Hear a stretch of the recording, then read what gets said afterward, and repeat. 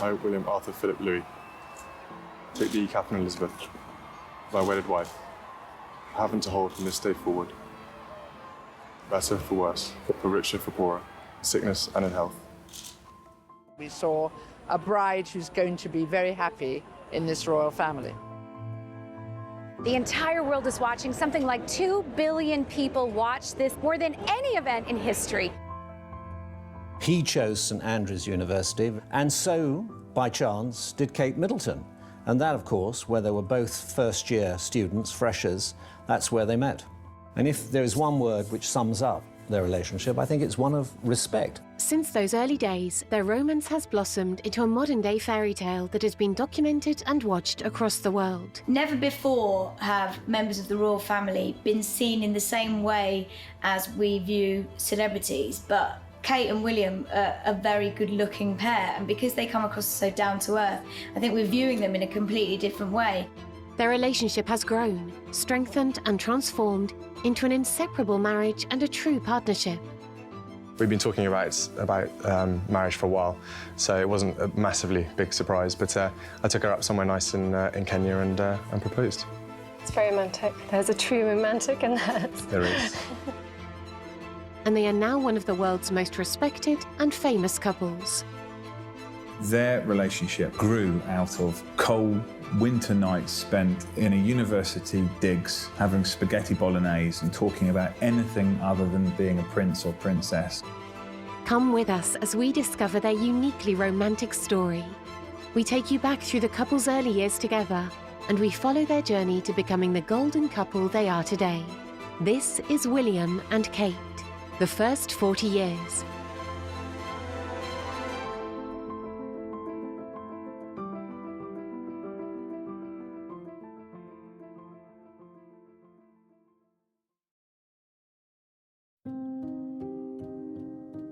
At the time of the announcement of their engagement, Prince William and Kate Middleton were often featured in newspapers and gossip magazines, more so than any other royal couple. Prince William has always been known for his humble and down-to-earth manner, and it is these traits that make him, perhaps, the nation's favourite prince, exemplified by his decision to visit Chile on a charitable teaching quest during his gap year. Basically, I wanted to do something constructive in my gap year, rather than, I could do quite a lot of work, but I thought this was a bit more of a way of trying to help people out and meet a whole range of other different people from different countries, and at the same time helping people in remote areas of Chile. William, you're going to be quite a long way away. How much do you think you're going to miss your dad and your brother? I'll probably miss them quite a bit. No, I miss them a lot, but as it's only 10 weeks, and I'll probably be, once I get out there, I'll be quite committed, so I'm going to dig in and make the most of what I'm doing out there and just get on with what I've got to do and then come back just before Christmas. He may have been born to a life of privilege, but in Patagonia, no task is too humble for this future king. Cleaning the toilet floor was a weekly task for him during his rally expedition to Chile. These latest pictures also show Prince William preparing to cook porridge for breakfast. He admitted it wasn't a culinary triumph. But the prince was an instant hit with children at a nursery in the village of Tortel, where he's been based for the last 2 months. He says he chose to come to this remote land because he'd never been to South America, and the Chileans, friends said, were very hospitable. It's hardly been a holiday, though, the young prince doing a stint as a lumberjack, in which not everything went exactly to plan. Oh. Yeah. William shrugged off the setback. And he walks out of this competition, head held low, not very happy. The prince has also had to do the washing, with mixed results. I can still smell it, he said. He's insisted he's treated like anyone else on this expedition. That's meant sleeping in an old nursery classroom with 15 others, and chopping up the firewood for heating and cooking. My name is Will. I am a wombat. And then you try and make a noise that a wombat makes. Giving lessons at the village school, he's shown that he's a natural with children. It's evident that he's inherited his mother's easy manner as well as her looks. How am I going to remember that? He's emerged from his gap year trip more confident and more relaxed than ever before. Have you any thoughts for the future when you come back? I just want to enjoy my gap year and hope that goes well. And so far, thanks to all of you, it has gone very well. And basically, I'm looking forward to going to university next year. One of the great things about my job has been that I have, over the last few years, had an opportunity to meet William several times. And when I first met him, he was just in his last year at university, and really none of us had seen Prince William apart from a shy guy, tragically with his head bowed behind his mother's coffin at her funeral. Really, he was an unknown entity. And what struck me then, and still strikes me about Prince William, is that he is incredibly media savvy. He is shy. He's not big and flashy. Prince William has got such a solid kind of grounding, really, in the eyes of the press. I think the press and the public really admire him. They think he's very grown up. He had to grow up very quickly, particularly after the death of his mother. He's definitely the mature one between him and his brother, Prince Harry. And I just think there's a great deal of admiration and respect for him. Yet people feel that there's a connection with him. It's not like he's one of those members of the royal family who seems so distant from the public and so far removed. He genuinely seems like he really cares about the public. He is very, very normal, very, very pleasant person to speak to. And he knows, just I think like his mother, Princess Diana, he knows how to put people at ease very quickly, and he'll look people in the eye and he'll use their Christian names a lot. And he's at pains really to kind of connect with people on a one-to-one level, which again, as a prince, that speaks volumes. Since their first meeting in 2001, Prince William and Kate Middleton's relationship has grown ever stronger. Despite having come from very different backgrounds, their bond as a couple seems to be unbreakable. I think probably one of the reasons that Kate and William found they had such a bond together, particularly on his side, was the fact that they had kind of quite different, very different backgrounds. He obviously had his parents had gone through a divorce, and then he had the tragic death of his mother, whereas she was quite an ordinary girl by all accounts. She lived quite an idyllic life, her family got on very well, it was all very harmonious, and it was almost like she brought something new to the table for William, and so he found a bit of solace in the fact that she had such a tightly knit family. He really enjoyed going to visit her parents at weekends, and I think that probably gave him something that he didn't have from his own family. With Kate Middleton now dating a prince and rapidly becoming one of the world's most famous faces, the paparazzi and the tabloids had a decision to make. Would they respect her privacy or give her the same intrusive treatment as Princess Diana, which ended in tragic circumstances? William and Harry are acutely aware of where things went wrong in the press in their early life. And there's an argument, quite a strong one, to suggest that the wheels so spectacularly fell off Diana's life and her public image, and how she was portrayed in the press and how she was pursued by journalists and photographers, that contributed to her tragic demise. And I think what you have with William is a guy who has learnt lessons. And there's really nothing any of those grey-suited men from Clarence House could genuinely tell William that he doesn't already know about the press. And he understands the media. He understands that as a royal, you're never going to be elected.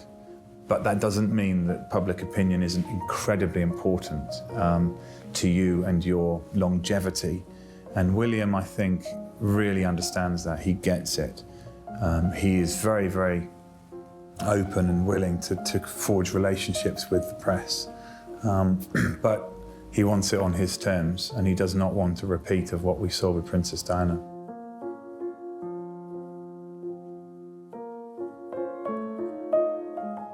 Prince William and Kate Middleton's romance is a story that has fascinated the public.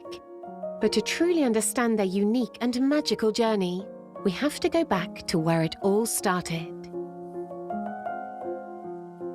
Catherine Elizabeth Middleton was born on the 9th of January 1982 in Reading, Berkshire. She grew up in what was considered to be a perfect family environment, alongside her brother, James, and her sister, Pippa.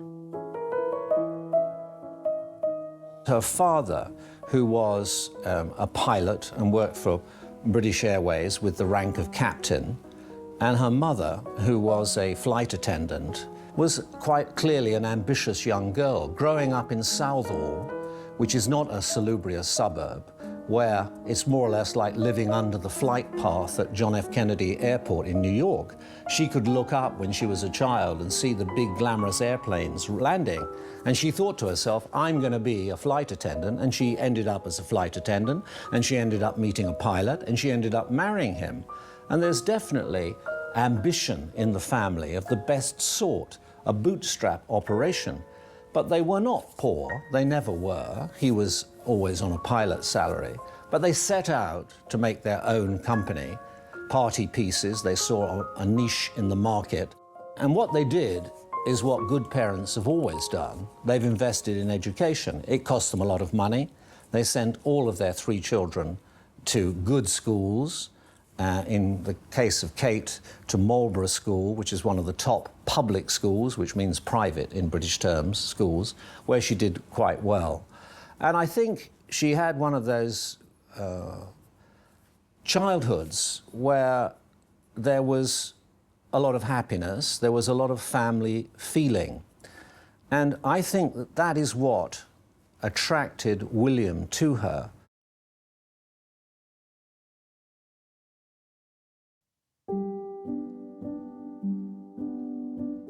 As Kate's early years were proving to be idyllic, Prince William's childhood was plagued by tragedy.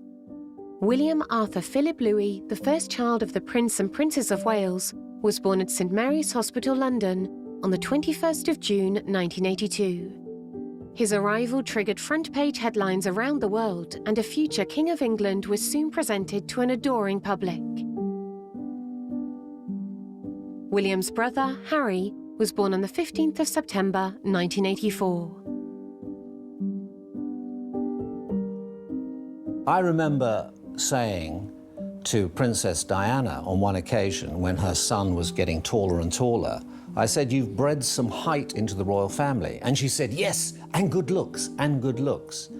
And what she was talking about was the introduction of her family, the Spencers, into a very tight royal gene pool. And the result was 2 good-looking sons. The Prince and Princess of Wales are to separate. Buckingham Palace said the decision was reached amicably and the couple have no plans for divorce. The palace said no third parties are involved.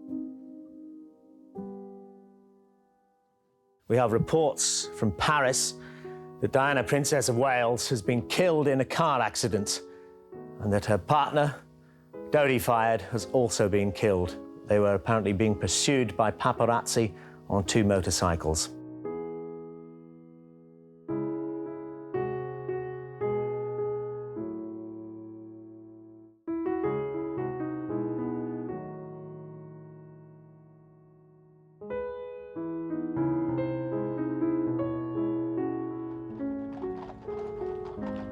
William was just 15 years old and his brother Harry only 12, when their mother was tragically killed in a car accident in Paris. There was worldwide sympathy for the 2 brothers as their grief was played out so publicly in the media spotlight.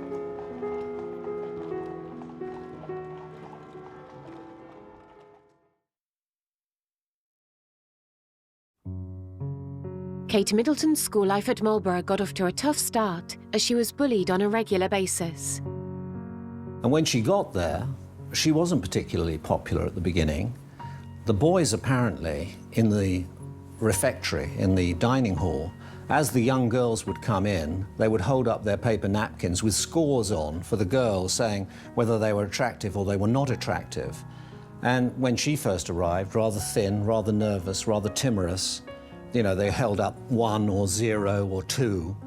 not very nice for a young girl, but she didn't complain, she didn't cry, she didn't ask to be taken out of the school. She got on with it and she became successful. But Kate's strength of character shone through as she started to develop a more confident personality and ultimately became more popular amongst her peers. And by dint of applying herself, became popular. It wasn't given to her on a plate.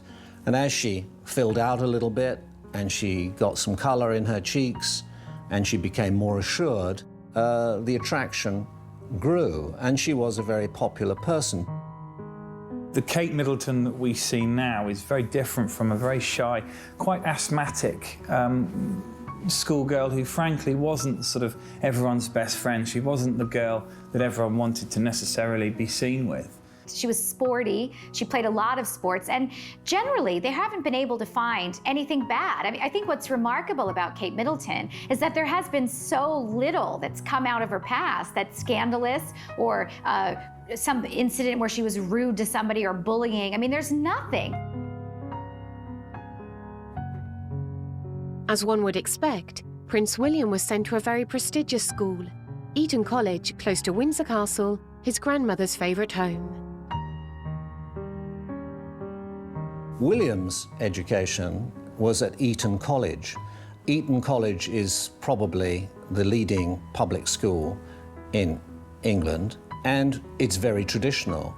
William's mother, Diana, Princess of Wales, insisted that he went to Eton, as did her father and her younger brother Charles. Prince Charles acceded to this.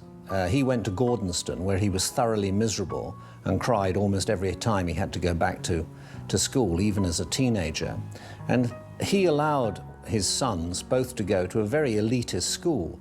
It's very elite, it's very expensive, it's very posh, if you will, but it also has a degree of freedom for the pupils. They are encouraged to be self-confident and to find themselves. And when William came there after being at Ludgrove, the prep school, and he was there and he did very well. Eton was right for William. He enjoyed the sports. He enjoyed swimming, water polo. He loved playing football, soccer. After finishing at Eton, the decision was left to William as to where he would complete his education. He chose St Andrews University in Scotland, and it was here that he would meet Kate Middleton. Prince William's university life did not get off to the greatest start, and he considered dropping out after only the first year, but he persevered. Initially, Prince William and Kate were just friends, but the prince's perception changed after Kate took a confident stroll along a catwalk at a charity fashion show. He took the initiative, and their relationship moved to the next level. Does it occur to you that it's somewhat inappropriate for a future Queen of England to have been photographed in? It does, but back then I'm sure she had her reasons for wearing it. We still don't know whether she was put in it or if she chose to wear it, which I like to think she chose to put it on because she thought it might be a bit of a showstopper. It's a part of history now. Legend has it that that's what finally nailed William and made him decide that he was a young girl worth some more attention. One thing that most definitely helped William and Kate's relationship to blossom naturally was the decision made by the British tabloids to give William and Harry complete privacy during their further education and allowing them as near a normal life as possible during that vital part of their lives. They would spend time walking in the park, not fearing a photographer in a hedge.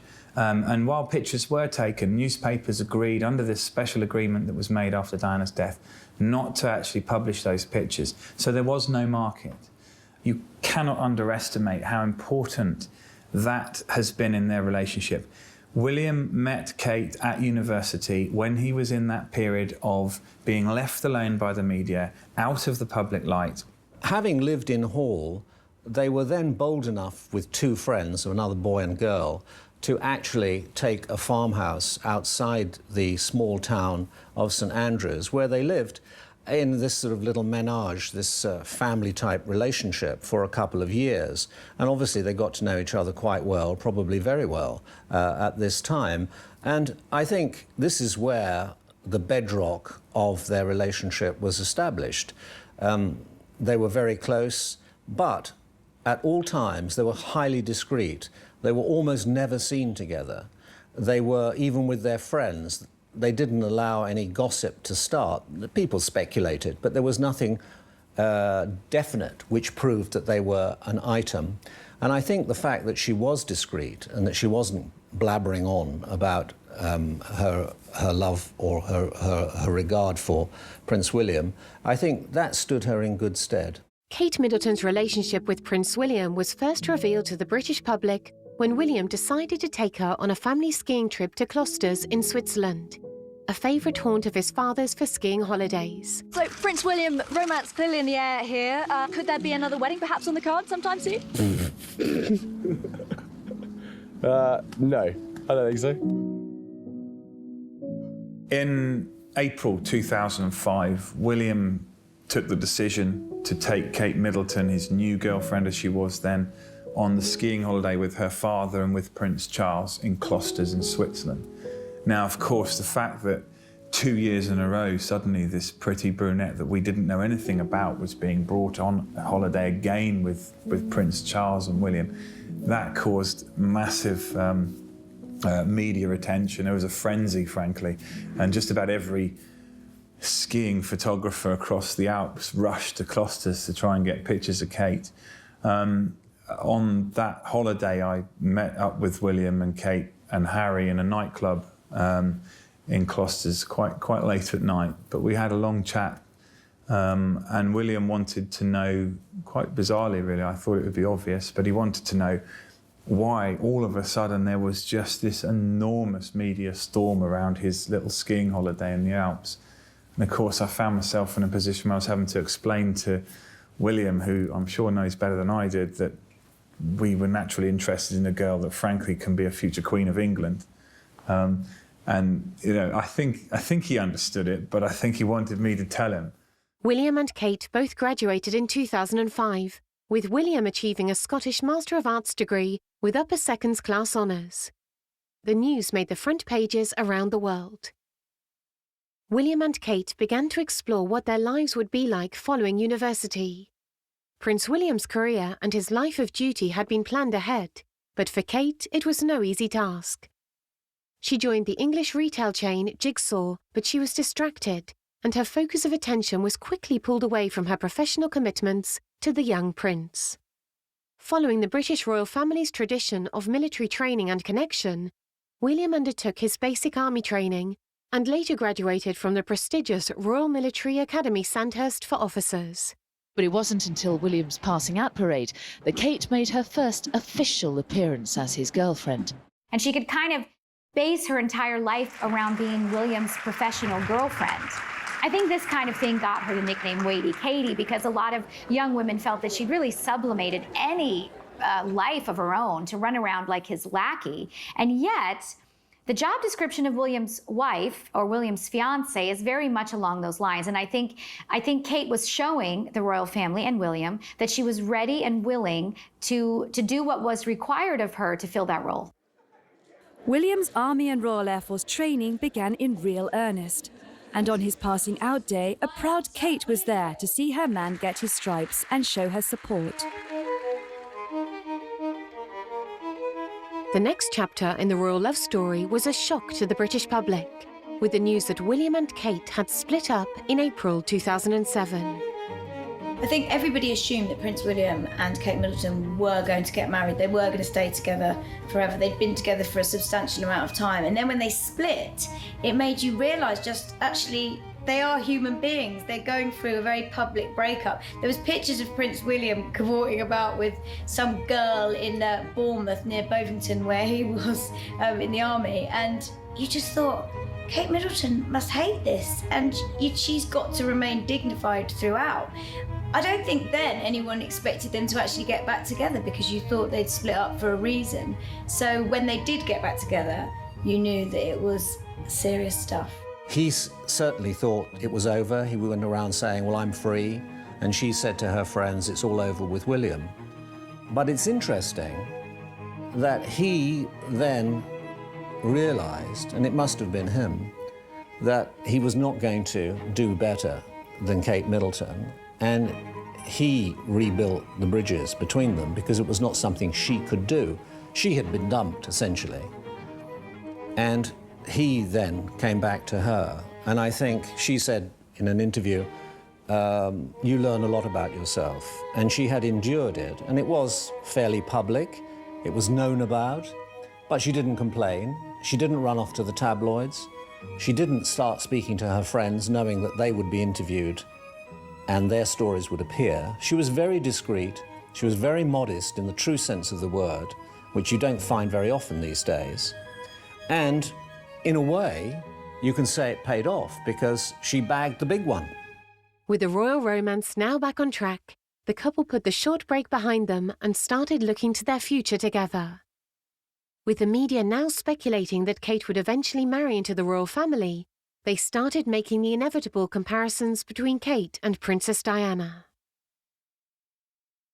Kate, whether she likes it or not, is going to be compared to Diana in terms of being a fashion icon. I don't think she has got quite the same flair for experimenting as Diana possibly did, but there's no doubt, you know, she's marrying the heir to the throne, so there's all sorts of designers who are going to be desperate for her to be wearing their clothes. I think William will try and do everything he can to make sure that there are no similarities. I mean, what we saw with Princess Diana when she married Prince Charles, she just suddenly was thrust into the global sort of spotlight, became one of the most recognised people on the planet.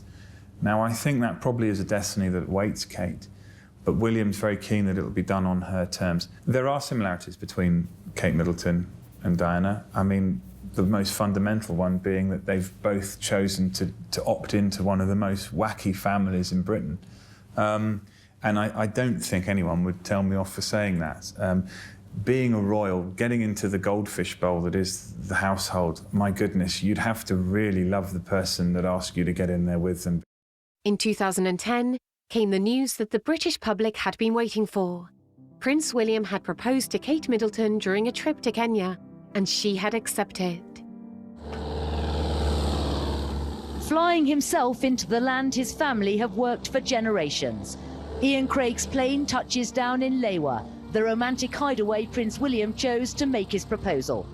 Acutely aware of William's desire for privacy, family friend Craig played host to the couple when they wanted to come to Kenya. What we know about the engagement was that William whisked Kate off to his favourite part of the world, Kenya, where he went when he was on a gap year. Took her off, hid the ring in his rucksack and waited for the opportunity to sort of finally, after all these years, pop the question. Now, Kate subsequently said that she wasn't expecting it. If Kate didn't see William's question coming, then I would question her entire... I don't know what planet she's been living on. I mean, frankly, everybody was waiting for the moment. I recently found out through palace staff that they were convinced that this was the holiday where William was finally going to pop the question. They were all on standby to announce when they got back. And you produced the ring? Yeah. There and then? I did, yeah. I'd been carrying it around with me in my rucksack for about 3 weeks before that, and I literally would not let it go. Everywhere I went, I was keeping hold of it because I knew this thing, if it disappeared, I'd be in a lot of trouble. And yeah, because I planned it, it went fine. As you know, you'll hear a lot of horror stories about proposing and things going horribly wrong. It went really, really well, and yeah, I was really pleased that she said yes. The news of their engagement was met with enormous joy by the royal family. It's the most brilliant news, and I'm just so happy for both of them. They are so happy, and it's wicked. So maybe we just ask your reaction to the wedding, please, sir? Obviously thrilled, thank you very much. Practicing for long enough. As you know, Catherine and Prince William have been going out together for quite a number of years, which is great for us because we've got to know William really well. We all think he's wonderful, and we're extremely fond of him. They make a lovely couple. They're great fun to be with, and we've had a lot of laughs together. We wish them every happiness for the future. One delightful aspect of the engagement was that Prince William gave Kate the ring his mother had been given by Prince Charles at the time of their engagement. And I think it was very telling that he chose to give Kate Middleton his mother's engagement ring. And he said, I want my mother to be part of this, to be present. Not in a sinister way, of course not the ghost at the feast, but there to enjoy the celebrations and the fun of it all, of a great occasion. And I think people are very well aware of the background, and they certainly have a great deal of sympathy, and they're almost willing them to be happy, because he particularly has had difficulties in his life, but he's come through them, and because of his mother's influence on the upbringing, which she made as normal as possible, I think he's grown up in an extraordinarily down-to-earth manner. I think what it means for William is a far more sort of intimate, has a far more intimate meaning. Prince William will rarely ever talk about his mother publicly. He will very, very rarely do anything to kind of draw comparisons with him and his mother. And certainly he hates the thought that Kate might be seen as the new Princess Diana. But his decision to give her his mother's engagement ring, I thought, was very significant, because it sort of showed that William wanted his mother on his big day to be right there at the very heart of what was going on. And actually it was quite, in a non sort of soppy way, I thought it was quite touching that he chose to give them that ring.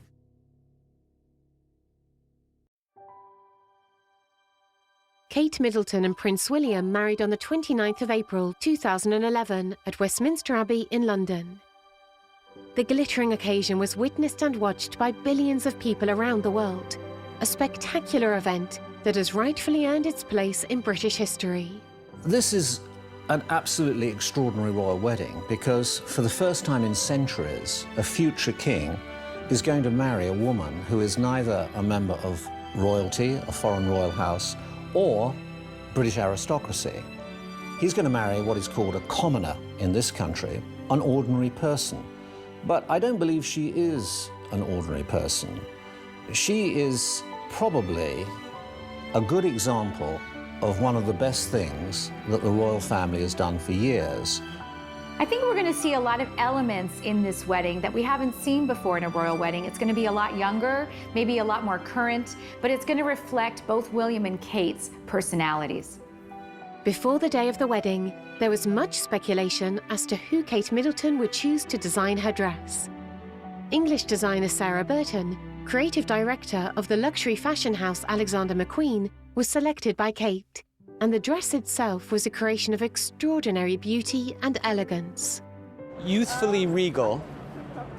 It was modern with a classic twist to it, which was fantastic, because I didn't want Kate to sort of lose touch of Kate in the whole pageantry of this occasion.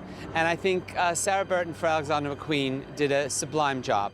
Preparations were made in secret by committees of experts, all determined to make a perfect day for the young couple, as well as the British public.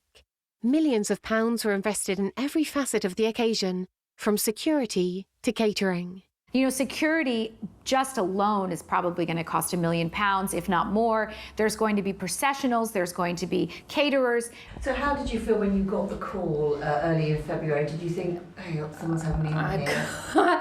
I couldn't believe it. I was overjoyed, but I was working with half a dozen other people, and so after the call I had to carry on pretending that nothing had actually happened, and that was a little tricky. We've been guided very much so by the couple, by Catherine especially. Right at the beginning we were given some mood boards which she had created, and we have been guided by her right at the beginning, and it's lovely that she, as a bride, has such a strong idea of what she would like, because that's not always the case. So the cake will be traditional, but with a modern twist. The day of the wedding was a truly magnificent spectacle. Thousands flocked to London to soak in the atmosphere of excitement and genuine joy, and a real sense of pride and patriotism swept the nation. What a fabulous day to be here in London. The entire world is watching. Something like 2 billion people watch this on television, on the internet, more than any other event, forget royal event, any event in history, tuned in to watch William and Kate get married today. It's a really exciting atmosphere here. I think people are very proud to be English. You're seeing a lot of nationalism, a lot of Union Jacks displayed everywhere, and of course the large contingent of Americans and people from all over the world who have come to celebrate this very, very special couple. I have with me Paddy Harvison, who is Communications Secretary at Clarence House, who's the man absolutely at the centre of these last few months of preparations and planning. How are you feeling today? How's Very it all gone? excited, yeah, and relaxed. I think the planning's gone well. We're all here, the crowds are here, the weather's holding on, so it's fantastic. And tell me about the Prince. How's he doing this morning? He's great. I mean, you know, he's had breakfast with his brother and their friends, and I was with him last night. We were in the press office at Clarence House, and he rang up, said, I want to go outside and meet the crowd. So we all piled out, and it was just fantastic, a lovely spontaneous thing. He wanted to go and say thank you to everyone for coming along and queuing up overnight. So he's in great form. As the British public filled the streets of London to share this historical event, the ceremony boasted a star-studded lineup.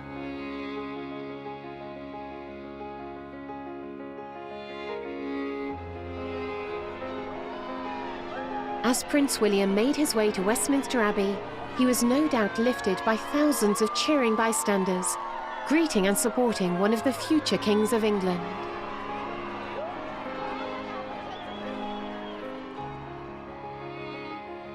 As Kate Middleton emerged for the first time in her wedding dress, the world was looking at a young woman who had been working hard to prepare herself for royal life.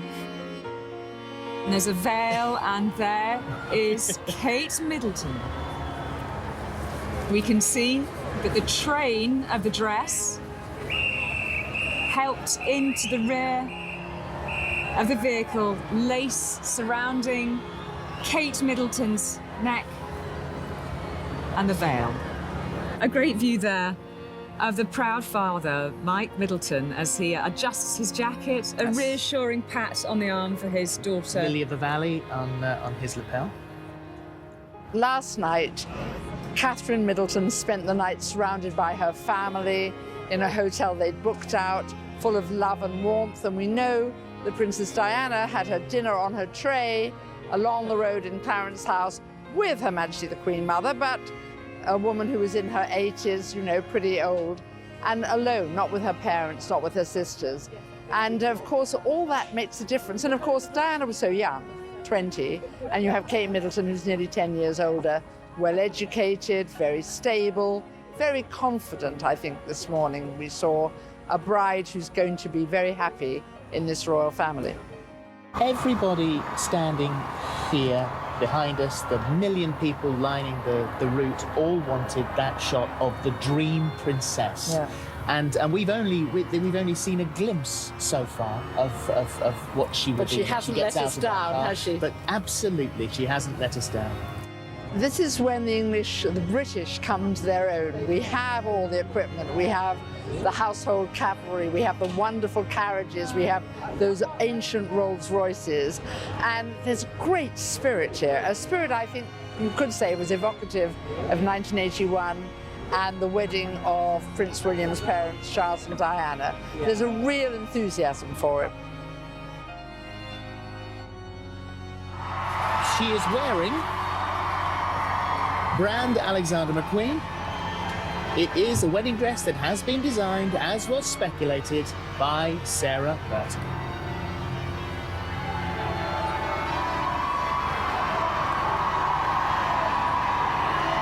So if you imagined a fairy tale princess and her dress, is that the picture you had in your mind? I think perhaps it might have been. It is the sight, after all these months of build-up and speculation, that many have been longing for, and she is taking a moment to give the crowd a wave. The team have said that the dress epitomises timeless British craftsmanship by drawing together talented and skilled workmanship from across the United Kingdom.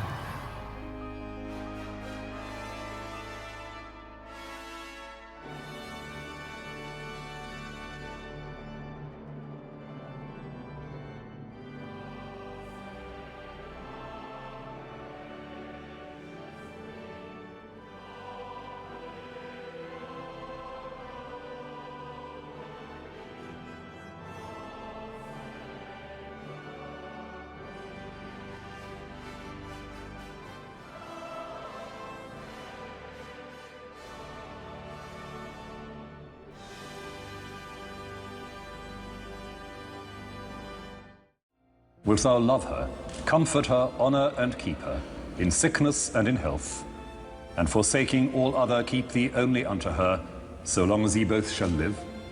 I will. I will. It was very clever of Catherine Middleton, who has done nothing to shock or surprise us, no bad leaks, no bad stories. This is a dress she could have almost worn in her local parish church out in the country. A beautiful dress, but nothing that will frighten the horses, nothing that will stun people. And she looked beautiful and very confident. Amen.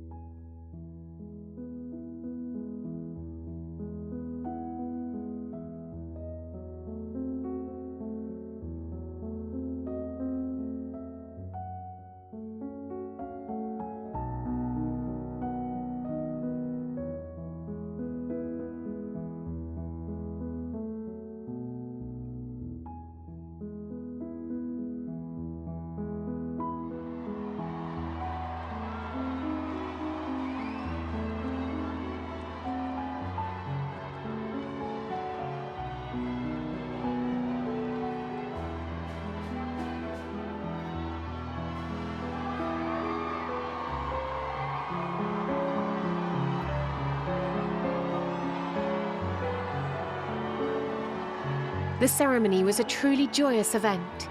As Kate Middleton stepped out of Westminster Abbey, wife to the future king, she was officially entering a powerful family, each member of which holds Kate in very high regard, recognizing her natural ability to support William in his life of duty and service to the nation.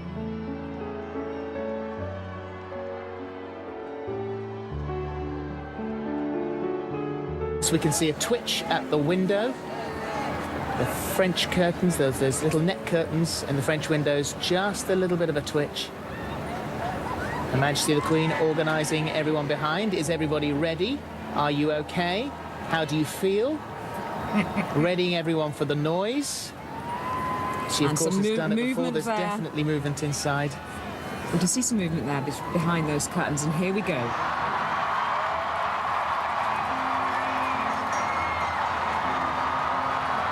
Oh, wow, she says. Oh, wow. As Buckingham Palace was surrounded by thousands of cheering onlookers, they finally got to witness the first public kiss between Prince William and Kate Middleton.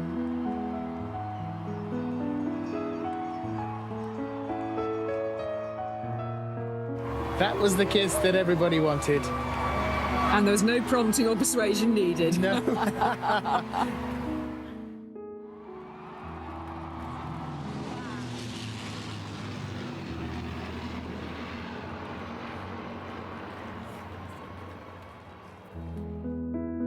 The wedding of Prince William and Kate Middleton was one that will go down in British history as a most extraordinary event.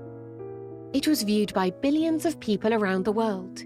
Given that many British royal marriages have not had their fairy tale endings, William and Kate will be truly determined to make this royal marriage one that will survive and thrive.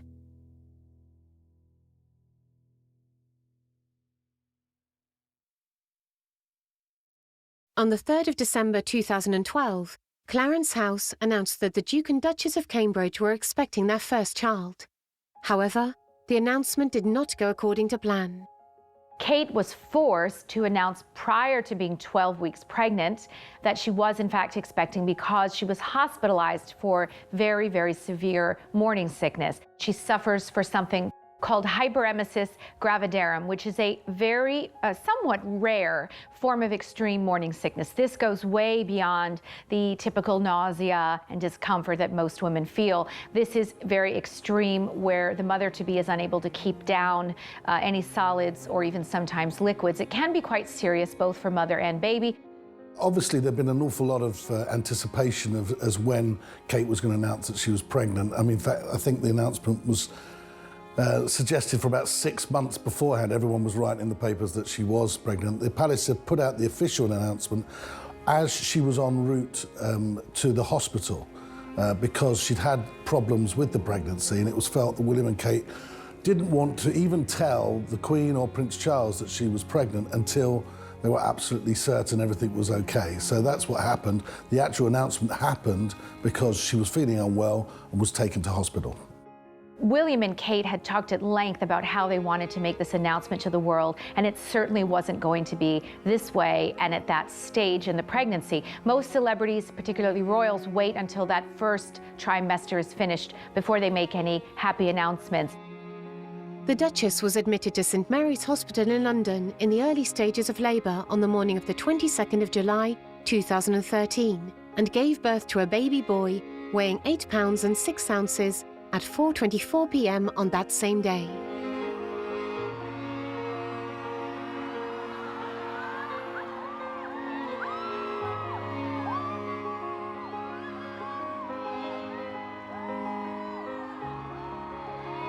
Kensington Palace announced that the baby would be named George Alexander Louis. Well, the birth of Prince George was really like a national celebration. It felt like a national holiday. There was excitement in the air all around the country. It very much reminded me of the feeling of the royal wedding day when William and Kate got married. Everyone was universally happy. Everyone was constantly checking the news feeds on their phone and on the television in order to see, waiting for William and Kate to come out from the hospital for the first time, holding the new baby prince.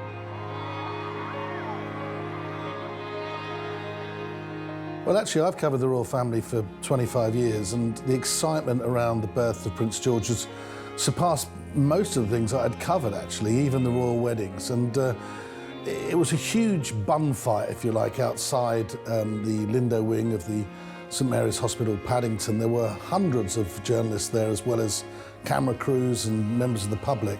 The excitement began to gather when, of course, she was snuck in the back door and was actually inside the hospital.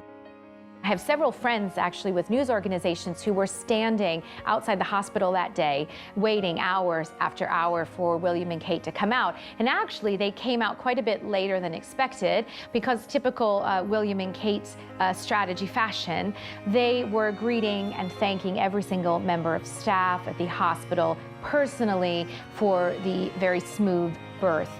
They wanted to make sure they thanked everyone from the cleaner to the midwife to the surgeon to say thank you very much. So they did actually take a long time to emerge.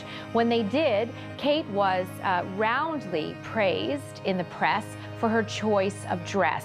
You know, a lot of women, when they first have a baby, are very self-conscious about the fact that they oftentimes still look pregnant. They still have a very swollen stomach. Kate was not at all ashamed of this. In fact, wore a dress which highlighted the fact that she still had a very rounded tummy. And a lot of women praised her for this, said that it made a difference because it kind of just emphasized the fact that women don't need to be ashamed of their bodies when they've had a baby. And it was really a lovely thing that she did. She came out, she was absolutely beautiful and radiant.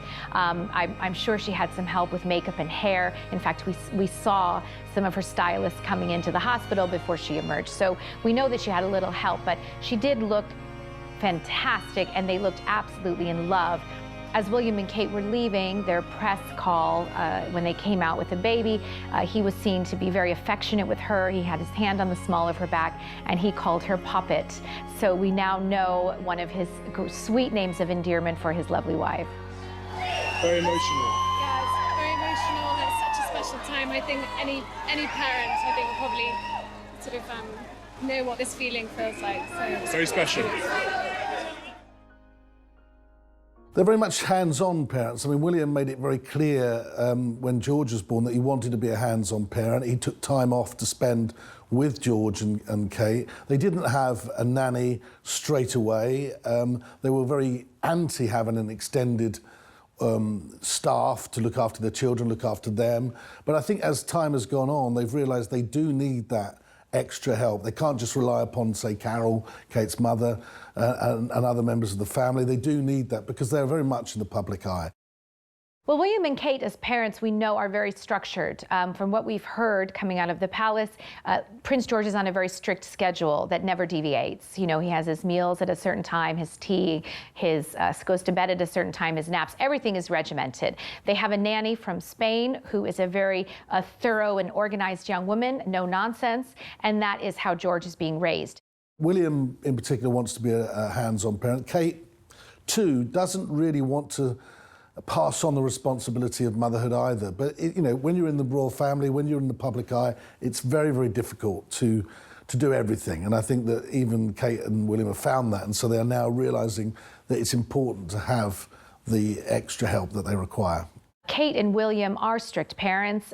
You know, I read somewhere that they mostly bought him toys made of wood because that was traditional. I can't imagine anything worse. But again, they are following the royal customs and traditions. They are not overindulging or spoiling this little boy as much as they can. Having said that, they have an awful lot of help. In addition to their full-time nanny, they have other nannies who come in and help. They have a full staff of servants.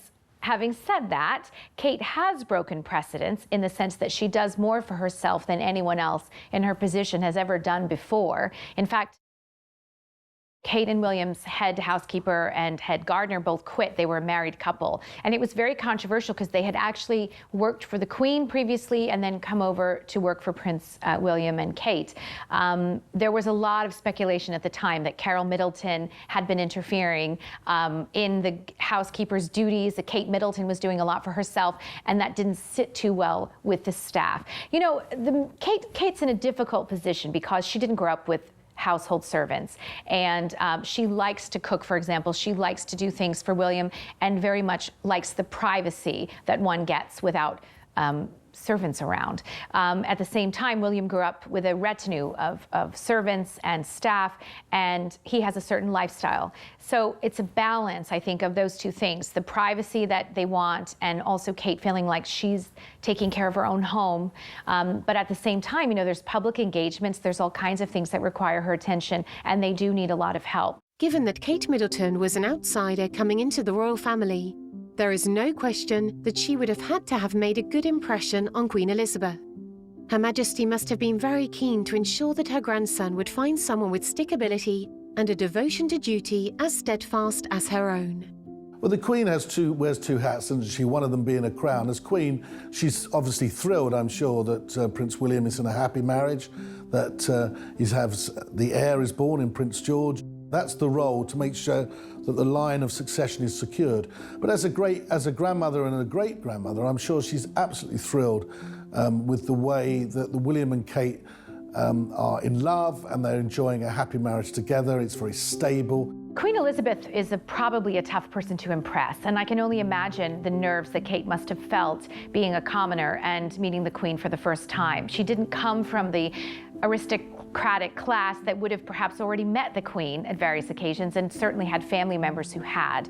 Kate came in completely from the outside into this very tight-knit royal circle.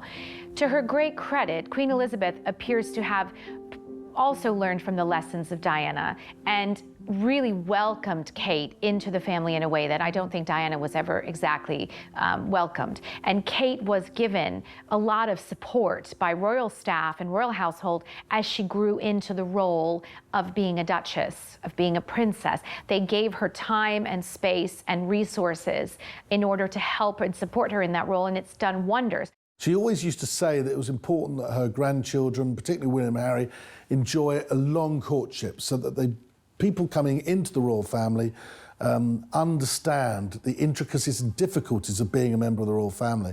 And I think that has certainly paid off in the case of William and Kate. They're a stable, happy family. They represent what is good about marriage and what is good about having an extended family. And the royal family themselves, that is part of their role. And I'm sure the Queen is delighted with that. Queen Elizabeth is said to be very fond of Kate Middleton. She likes her British sensibility. She likes her middle-class values. She likes that she's close to her family. And Kate has never tried to garner extra attention for herself. There's nothing flashy or showy. Kate toes the company line all the time. And that's something that Queen Elizabeth very much wanted from Diana, which didn't happen. She wanted from Sarah Ferguson, which didn't happen, but has very much so happened with Kate Middleton. There are lots of people who believe Kate is a special favorite of the Queen's because of the way she continuously, consistently supports the family, supports William, and never seems to put a step wrong. So, it seems that Catherine, Duchess of Cambridge, has the utmost respect for and from the Queen. But how do the British media and the public view Kate? We get the impression, I think, from the media that Kate is very careful, she dresses very conservatively, that she's not going to put her foot wrong. In fact, she'd prefer not to do anything than put her foot wrong, which I do think is probably correct. I personally think that she should be a bit more outgoing, a bit more adventurous, and try really to expand her role and her interests. Because if you think at Princess Diana, she had hundreds of charities and organisations that she was patron of and supported. Kate has only a handful. I understand that she wants to spend more time with those and more time with her family, but I think it would probably help if she was a bit more flamboyant. We have a very particular picture of her in that respect. She's quite reserved. But, you know, this is the same girl that when she was trying to pull Prince William, she was wearing a see-through out dress and sashayed down a catwalk. So, and she is quite, you know, that was quite a bold thing to do. So she can't have been too shy or backward at coming forward in that respect. So I think we get one impression of her in that respect. When they split up, she went to a bunny girl party, dressed with the ears and everything. So look, there's got to be two sides to her, but at the moment, she doesn't really seem to want to put her foot wrong, and I don't think she will for a while.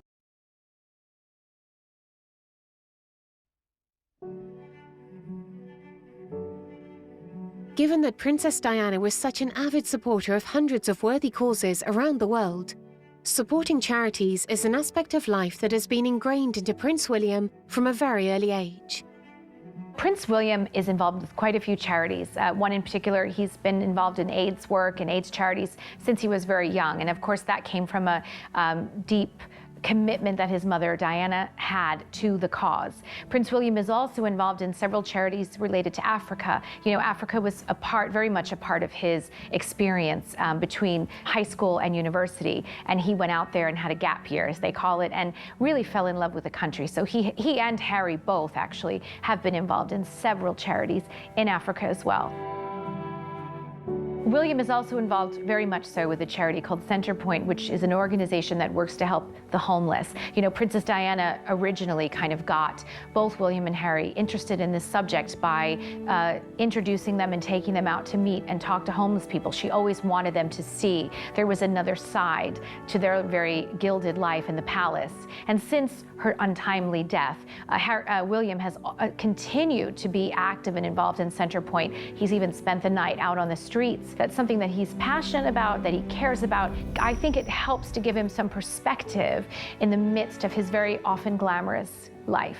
It's not just about palaces and privilege, it was about paupers and people that were in dire straits. And I think that's something that's been embedded in his mind ever since. He's somebody, I think, that cares deeply about issues, but the homeless is one that he's actively involved with. He's also very keen in trying to help young people that are on drugs and are trying to get through that problem.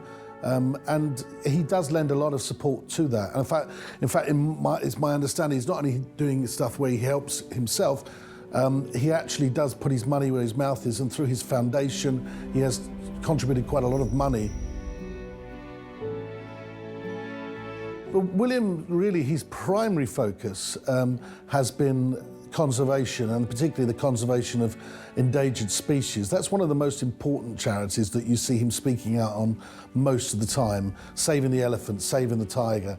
And he tries to do it in quite an interesting way as well. He's done direct YouTube appeals where he's talking straight down the lens.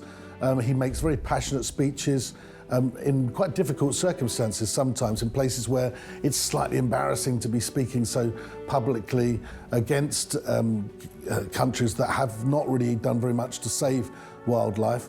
That is one of his main concerns.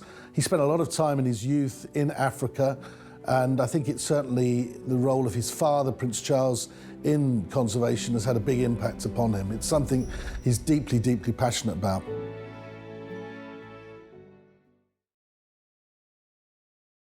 In early 2014, it was confirmed that Prince William and Kate Middleton, along with Prince George, would be touring Australia and New Zealand. The trip to Australia was truly amazing, actually, in terms of the response. I think that they certainly dubbed Prince George the Republican Slayer, because in terms of popularity of the monarchy, it soared. I was covering it for one of the leading networks in Australia, and they were doing hour-long specials live from the events, such as at Manly Beach, when they arrived there, when there were thousands and thousands of people just there to see them. The truth of it is, though, is that they were the star attraction, and have been a star attraction for some time in Australia and New Zealand. People love the connection with the royal family in that part of the world, because they're not only celebrity, but there's a connection with them. They're technically one day going to be the King and Queen of Australia. So it was a huge event, and I went to a reception before that at Kensington Palace where William and Kate came out, and they were introducing the media that were travelling to the little George, and he was in great form.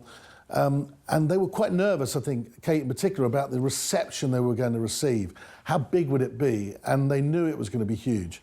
But I don't think even when they got there, they expected it to be as huge as it was. They went to the Taronga Zoo in Sydney, which is a fabulous zoo. It overlooks the Sydney Harbour, and it was a brilliant engagement.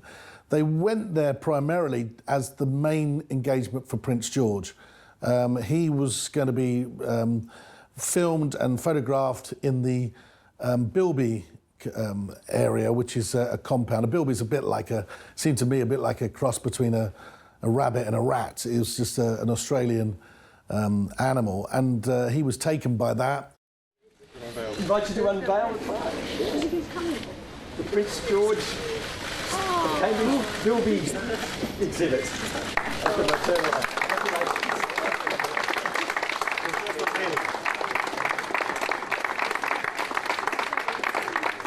Now, we do have a small gift for Prince George to acknowledge his time here. This is a Bilby, an Australian Bilby, with a Taronga Zoo Bilby and Kate. Just as a reminder for when he's a bit older. It certainly was the lead item on all the networks in Australia that, and in fact all around the world that day, because we hadn't really seen much of Prince George. Their relationship has been played out so vividly in the public spotlight, and they've had to deal with the highs and lows of a relationship any couple must go through. But there is no doubting the sincerity and solidarity of their partnership in all its forms. They are an incredibly down-to-earth couple. I remember meeting them together as a couple for the very first time on the day the palace announced that they were getting married. And a few journalists were invited to go to St James's Palace and have a cup of tea with them. Well, that's not an offer you get very often. So, of course, we jumped at the invite and took tea with them. And I think everyone was terribly nervous, not least William and Kate. I mean, it was the first time they had met the British media. You know, I'd seen them at nightclubs before. I'd spent my time, you know, watching them at polo matches and charting this amazing relationship. But the first time really to actually sit down and talk with them, I remember Kate being very nervous, but incredibly sweet and kind and interested in what we were doing and how we were covering the story. And they both just seemed so well matched. You could see it in their body chemistry even at that stage, and on a moment, you know, fraught with nerves. They were about to meet the world's press. All the paparazzi and the photographers, rather, were waiting next door to take their pictures. But even under that sort of pressure, they gravitated towards each other. I remember William having his hand in the small of Kate's back, you know, guiding her, making sure she was all right. And I think that's what you've seen over the years. You know, he has wanted to just make sure that she is comfortable, that she feels confident and happy in what she's doing. And as he said in that engagement interview, and I think it was such a poignant and important thing that he said, that he waited so long to propose, not because he wasn't sure, I think he probably had been sure for a long time, but it was so that he could give Kate the opportunity to see exactly what married life would be like and get out if it wasn't what she wanted. And, you know, when you see them together, you do see a couple genuinely in love. They're very happy together. They work well together. They're a team. And I think they are great assets for the British royal family and great assets for the country. It is no secret that William and Kate's desire for privacy is paramount. Normally, they would have taken residence at Kensington Palace in London, but the couple felt there would have been a significant lack of privacy had they taken residence at the palace. They would have been easily overlooked and right in the heart of the London buzz, with a much higher chance of the paparazzi being able to photograph them in their private moments. They very quickly accepted when Queen Elizabeth offered them residence at Anmer Hall, a fantastic Georgian house in the Norfolk countryside, close to Sandringham. Neither William and Kate are city people. They love the countryside, they love the outdoors. So when the Queen decided to gift Anmer Hall, which is a beautiful property on the Sandringham estate, to William for his 30th birthday, they knew that it was the perfect getaway. It was going to be their country bolt hole, and they've spent the best part of 2 years and about £2 million, in fact, doing that property up and making it a retreat. It's a fortress. You can't get anywhere near the property. Security is paramount, and there's a huge amount of space. And most importantly, they are not spied on. They can get away there, and they love the countryside. They're happier there than they are here in London. On the 8th of September 2014, Clarence House announced that the Duke and Duchess of Cambridge were expecting the birth of their second child, but again the announcement did not go to plan. As with her first pregnancy, Kate suffered from severe morning sickness, otherwise known as hyperemesis gravidarum, and she was forced to cancel a number of public engagements.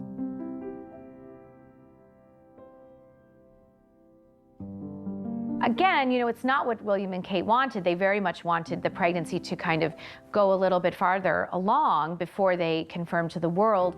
But again, their hand was forced because of Kate's morning sickness.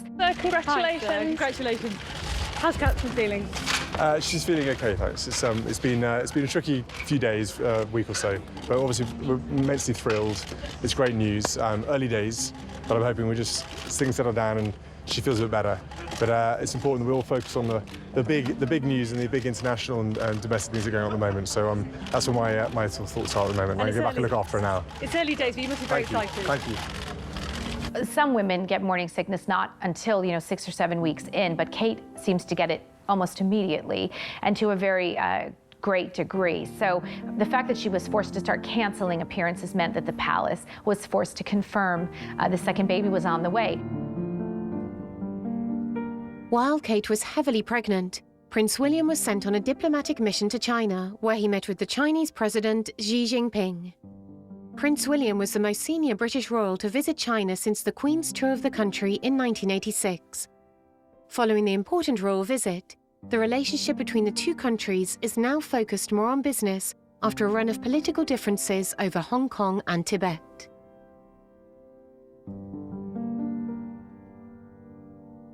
It was seen as a very important diplomatic move for Prince William, the first time he'd really carried out such a tour on behalf of the British government. It wasn't on behalf of the Queen this time. And he did an amazing job at repairing, a problematic history between the British royal family and the Chinese. Britain has some of the best universities in the world, and we are truly privileged to attract the best students in the world, including those from China. This is not a one-way traffic. The number of British students coming to China grows every year. These students, in years to come, will form a network to the benefit of both our countries, sharing their experiences and ideas, and cooperating in tackling the huge challenges that confront the next generation. The trip was seen as a triumph. Prince William carried out his diplomatic duties and successfully eased the previously tense relationship between the British and the Chinese.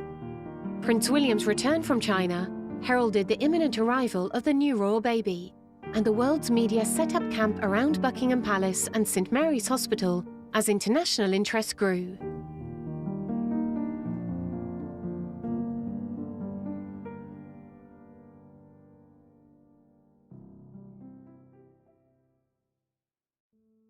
On the 2nd of May 2015, at 8:34 a.m. local time, the Duchess gave birth to a daughter who weighed 8 pounds and 3 ounces. The following evening, iconic London landmarks such as Tower Bridge, the London Eye and the Trafalgar Square fountains were illuminated pink to mark the birth of the princess. Later that day, the palace announced she was to be named Charlotte Elizabeth Diana. The birth of the princess was cause for national celebration. A little sister for Prince George, the daughter Prince William had always wanted, and the granddaughter Prince Charles had always hoped for.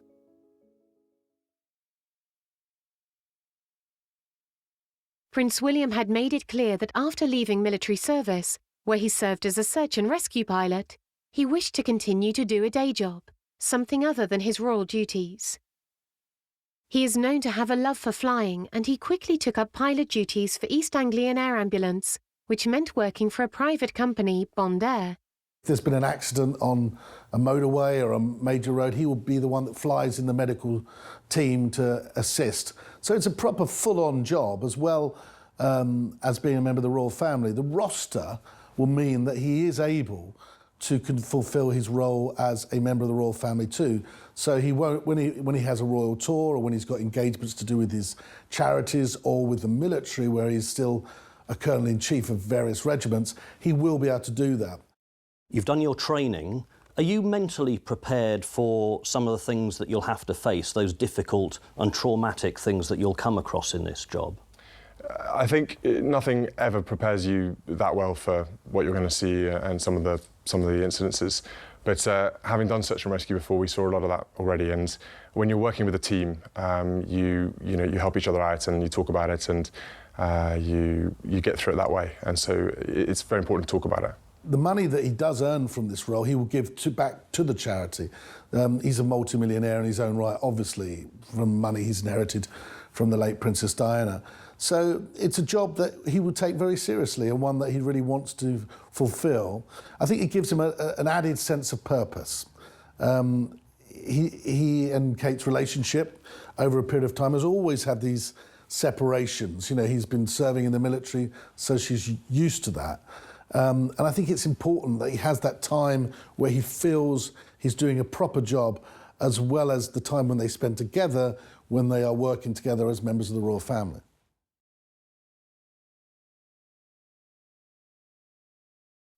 While Prince William was busy establishing his role as an air ambulance pilot, Kate was also busy with finding her own way in the world and establishing ventures of her own. Since her introduction into the royal family, she has always been keen to follow the royal duty and tradition of supporting worthwhile charitable enterprises. Well, Kate's been very careful about the charities that she's chosen. She didn't rush to take on, handfuls of charities. She handpicked them. There wasn't a huge number of them, and they were charities that really meant things to her. So Kate's set out her stall that she wants to support, in the first instance, children. So she's supporting some hospice charities, each the East Anglia Children's Hospices. She's equally decided to be a volunteer scout, so supporting children out and about, enjoying country pursuits as she does.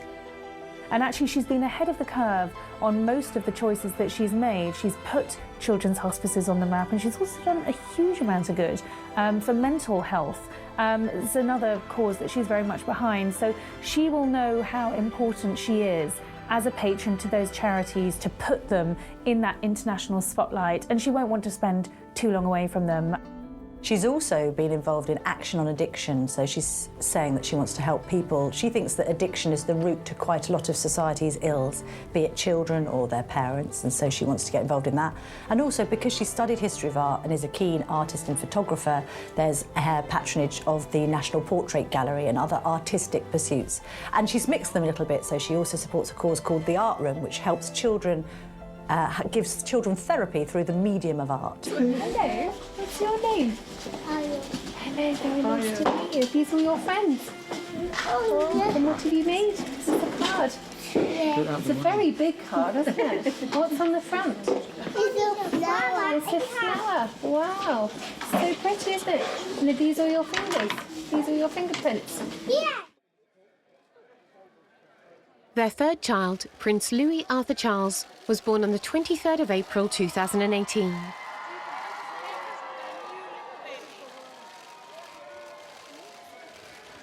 He remains fifth in the line of succession after his sister, Princess Charlotte.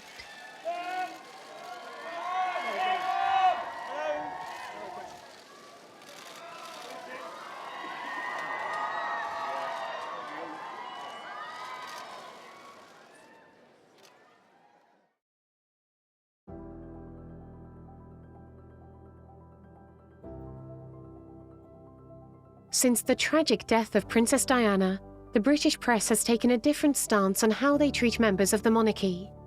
Previously, the British royal family was hounded by the paparazzi. Nowadays, their privacy is respected much more, particularly by the British media. You've got a situation with Prince William being fiercely protective of his family's privacy, complaining a lot about paparazzi shots, which is why we don't see them, at least in the British papers, out and about at the park, because newspaper editors have decided not to run them, thinking they're too intrusive.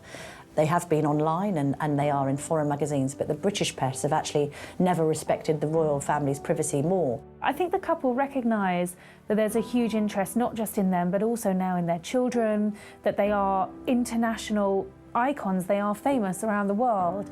And I suppose that by giving the public a glimpse, it might lessen the need for snatched paparazzi pictures, which is something they feel very strongly about, and they take legal action against. So it's a case of finding a happy medium. Since the introduction of the Middletons into the royal family, there has been much debate around them, as before their introduction, a future king had never married anyone outside of the aristocracy. Carol Middleton is very much the matriarch of the Middleton family, the linchpin around whom everything orbits. She's done that remarkably with William's family as well. She is, I think, far more hands-on with the Cambridges than most people realise. When you look at the birth of Prince George, it was unprecedented for a future king to be raised not in a palace, but a regular house, and not just that, but by the grandparents who weren't his paternal grandparents. They weren't royal grandparents, they were Kate's parents. So that was very unusual, and we know that she's been very important, and I think what she's brought to William and Kate is a lack of tradition, if you want, the formality that you expect with the royals, the nursery being the domain of the nanny and governesses, and you know, the children are kept away from the adults. That's not the case at Kensington Palace. At apartment 1A, the children are very much a part of William and Kate's life, and I think that's a reflection of Kate's own childhood. And I think it's what Diana would have absolutely wanted. It was what she wanted for William and Harry, and you know, Diana really broke the mould. When it came to parenting, she did things differently. With Charles, he should take credit for that too. But I think what you've seen with William and Kate is they've taken it to a different level, and they've done that very much with the help of Mrs. Middleton. Despite the British media's mixed opinion on the Middleton family, they remain unique in the history of the British royal family. They have clearly been more instrumental and influential than any other family that has married into the House of Windsor. If you look at Sophie Wessex, or as she was then, Sophie Rhys-Jones, even Princess Diana and Sarah Ferguson, their families were very much kept on the periphery, and that was a deliberate move. You know, once you married into the royal family, you became a Windsor, and that was that. Well, it was different when Kate and William got married, and when William asked Kate to marry him, he made it very clear that she wouldn't have to leave her family behind her once she married into his family. Promised her that they'd always stay a part of the family, and they have done, whether it's joining the Queen at Ascot or being on an important barge within the Queen's fleet at the Diamond Jubilee celebrations, being the first visitors to go and see Prince George when he was born, even before the future king, Prince Charles. All of these things are very significant because they're William's way of saying, you are part of this family and we are going to include you. I think William gets on very well with the Middletons. I think the stability and ordinariness of their life really appeals to him. I think Michael Middleton is a straight down the line kind of guy who William gets on so well with. He affectionately calls him Dad. I think there's been a lot of snottiness about Carol Middleton and how she's a social climber and she's pushed her daughter in this direction. I just think she's very proud of her children and wants the best for them. And actually, you can say anything you like about the Duchess of Cambridge, but you can't accuse her of not being impeccably well brought up, as are all those children who had, in fact, done their sister very proud on the wedding day itself, not least James, who gave that great reading in the church. So actually, I think the Middletons are this picture of middle-class respectability that can only be a good thing for the royal family. In recent years, after Prince Philip stood down in his royal duties and later died in April 2021, and Harry and Meghan decided to carve out a different life for themselves, Kate and William have begun to take on more royal duties and step up to their responsibilities as senior members of the royal family. The couple's stability and dedication to service has caused them to be likened to Queen Elizabeth and Prince Philip. Ever since being pictured together for the first time back in 2004 on the snowy slopes of Closters, William and Kate's relationship has been under the public microscope. They have fulfilled their roles and responsibilities with the growing admiration of the British public and beyond. They have produced 3 healthy and happy children, Prince George, Princess Charlotte and Prince Louis. In their first 40 years, the world has watched them transform from a young couple to role models in the modern monarchy. Their relationship grew out of cold winter nights spent in a university digs having spaghetti bolognese and talking about anything other than being a prince or princess. I think Kate and William have a good chance of making this work. They are both very committed to the monarchy and making kind of a united front, whatever personal problems they might have. Kate has proven herself to be a team player. She's proven herself to be discreet. She's also proven that she's willing to put her own interests behind the interests of her husband. When you're looking at what William and Kate have in common as a couple, is the fact that they're just really quite well grounded. Well, William and Kate are determined to build a very happy home life for their children. I think that is of paramount importance to both of them. And William seems to be doing a much better job of preparing Kate for royal life than Charles did for his mother. I think Diana, Princess of Wales, would certainly have approved of Kate Middleton. I think she would have liked her style. She would have liked the fact that she has stood up for herself in this relationship. She will see her as a very adequate foil for her eldest son. One of the reasons he fell so deeply in love with Kate Middleton was her very British upbringing, her very close family. And William is determined to replicate that as best as he can within the confines and strictures of the palace. They both know exactly what they want, and I think there's a real strong element of trust. They've been through a hell of a lot. Their relationship has grown out of being just William and Kate. And I think that that's something that throughout their married life, as much as they can, they will try and retain. The task ahead of them is great, and they show every sign of having the character, personality, tenacity and skills to stay with the job, surviving and thriving, whilst keeping alive the values and traditions of the British royal family in the modern world. Let's see what the next 40 years have in store for William and Kate, Duke and Duchess of Cambridge.